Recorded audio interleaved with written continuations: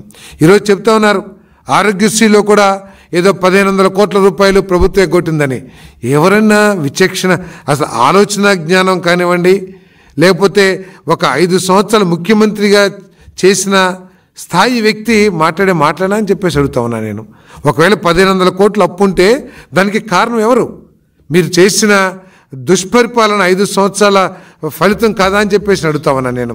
45 రోజుల్లో చెల్లించాల్సిన పేమెంట్ని మీరు చెల్లించకపోవటం మూలంగా ఎన్నిసార్లు హాస్పిటల్స్ యాజమాన్యాలు స్ట్రైక్ ప్రకటించి, లేకపోతే మన కోఆపరేషన్ విత్డ్రా చేసుకుని మేము వైద్య సేవలు అందించము, మీరు పేషెంట్స్ డబ్బులు కడితేనే మేము వైద్యం చేస్తామని చెప్పేసి ఎంతమంది పేదలు ఇబ్బంది పడ్డారో తెలుసా అని చెప్పేసి నేను జగన్మోహన్ రెడ్డి గారిని ప్రశ్నిస్తా ఉన్నా నేను.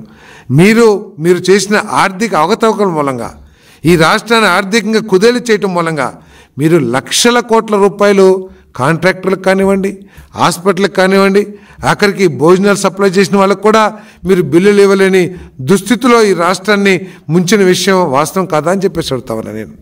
రాష్ట్రాన్ని దాదాపు 11 లక్షల కోట్ల అప్పులు ఊబిలోకి దించేసి ఈరోజు పత్తితులాగా 1500 కోట్లు ఇవ్వలేదు, ఆరోగ్యశ్రీకి డబ్బులు చెల్లించలేదని చెప్పేసి ప్రచారం చేయటం ఎంతవరకు ఆలోచించేయమని చెప్పేసి నేను ఇటువంటి అబద్ధాలని మానుకోమని చెప్పేసి కూడా ఈ సందర్భంగా తెలియజేస్తా ఉన్నా నేను.